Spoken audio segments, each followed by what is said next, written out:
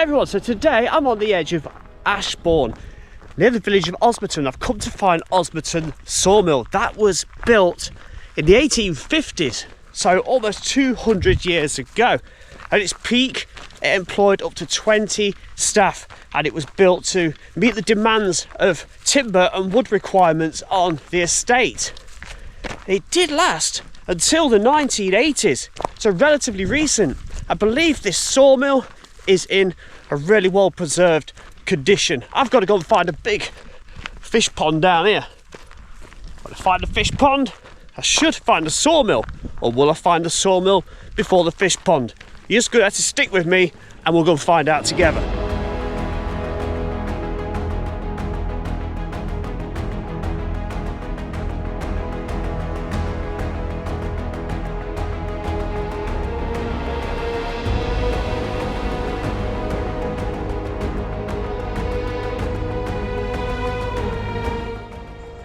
So I've come from up there, that's the A52 up there, and I've walked down past the farm.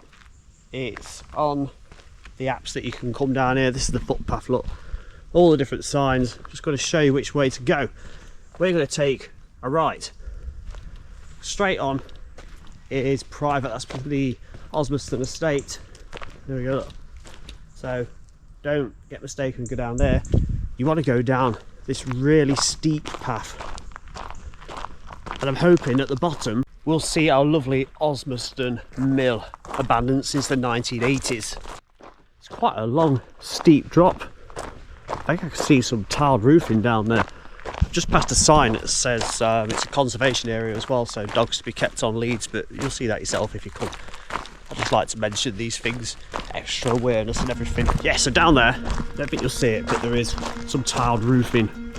It's got to be the mill, hasn't it?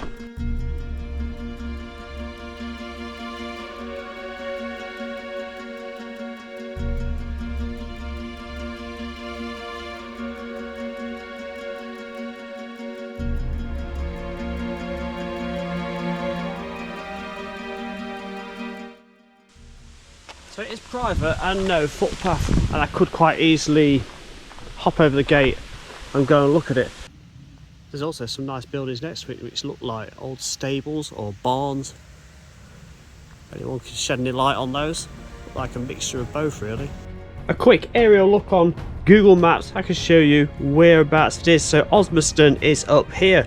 This road on the right is the A52, so you can go to Ashbourne up this way. It's only around about a mile away, and Derby in that direction. We can zoom right in to this great big water covered area. That's the pond which has been dammed off to provide water from the Shirley Brook to feed the dam. Now if we go to this old map from the early 1900s, you can see where it says fish pond. You can see here it says sawmill, and it's even got those two little buildings that I thought may have been stables or workshops where it says the smithy. So now we know what that was. So let's take a further look at Osmerton Mill. So what I should do is zoom in a little bit for you and even put the drone up so we can see around it a little bit better. Now I'll have to talk to you from those angles because I'm not going to abuse that. Now what strikes me immediately is we pan in, look, there's two rails down there, and that's for those wooden sections over there, look, you see them, and they've even got little wheels on them still, look, so they would have slid up and down. There's all manner of stuff in the background as well. I should fly the drone over at some point and check out the windows all plated off. Look at that chimney just there, look. It's almost like it would have had a bell in it at some point. Possibly for pigeons. They'd have sat in there, wouldn't they? Very, very ornate, isn't it? But yeah, back to that. Imagine that was slid up and down with sections of wood on to save carrying back and forth. And right there, look, we've got an actual saw wheel. So as the drone slowly skirts past, you can see there's a single door, there are a couple of tools against the wall, and a main entrance just there before we approach where the rails are and the workbenches, and also that trough just there.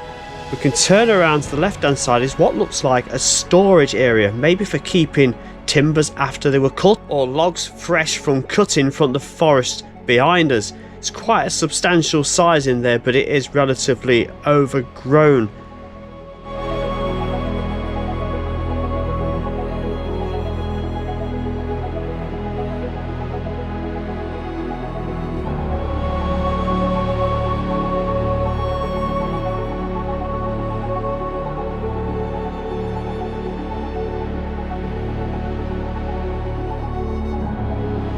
Now this is Grade 2 listed, and it was built by Henry Stevens of Derby. The mill is built of coarse, square, rock-faced limestone with sandstone dressings and also a stone slate roof with deeply overhanging Swiss-style eaves. And these are supported on wooden moulded brackets. And the mill was built into this hillside as a picturesque adornment to the park, with a north facing towards that lake over there.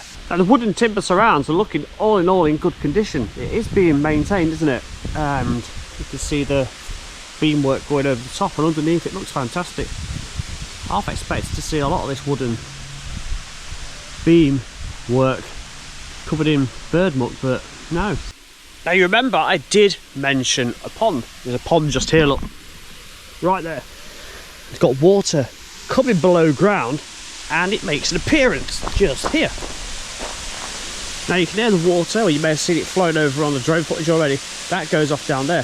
But for the mill, it would have gone straight on. See where that silver cage is? Straight on through there to power the mill wheel. So I'm going to take you around the other side and take a look at the mill from the opposite side, where we get to see the wheel as well. I'll get as close as I can. Right, so again, can't get down there. Private field, private gates, going to respect that.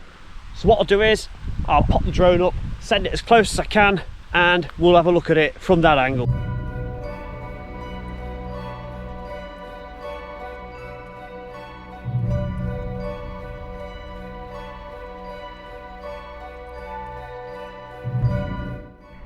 Now the mill was served by the Shirley Brook, and this was dammed to build a head of water, and the water was fed into power until the 1960s. This 16-foot diameter by 2.5-foot pitch black iron water wheel, which is roofed by this open timber work shelter supported on these stone piers.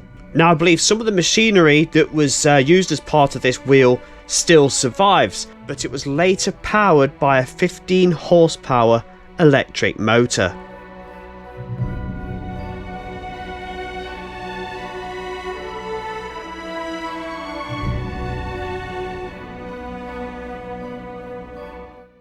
What a fantastic little location this is, isn't it? I love this, it's beautiful. Maybe I'll get to have a look around it one day inside if we get invited, because we're not climbing over any gates or fences to have a look, and I think we've looked at the most interesting, picturesque parts of it, externally anyway, and that beautiful cascading dam wall going down in front of that water wheel. Thank you very much for watching. Any more suggestions, please do comment below, get in touch. Thank you to all channel members too, and all you subscribers, very important. See you in the next one. Bye bye for now. Thank you as always for watching. All the social medias have appeared right at the bottom of your screen right now. All the links are in the description, and a few other links too, where you can help to support this channel going forwards. Thank you very much. I'll see you in the next one.